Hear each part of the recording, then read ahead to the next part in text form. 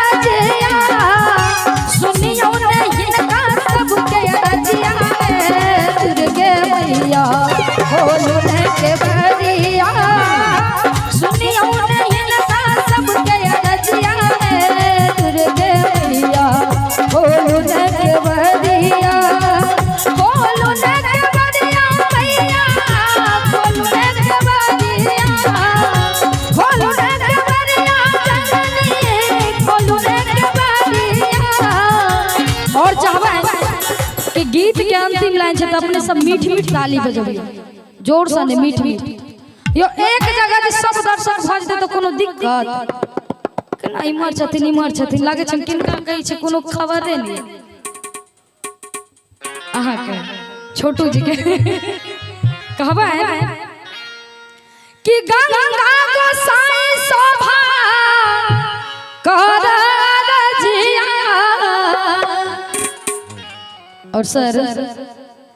कि सुनियो नहीं का सबके अरजिया है दुर्गे मैया जाधर भजन होय छै ताए धर ताली कह मारल और तकर बाद में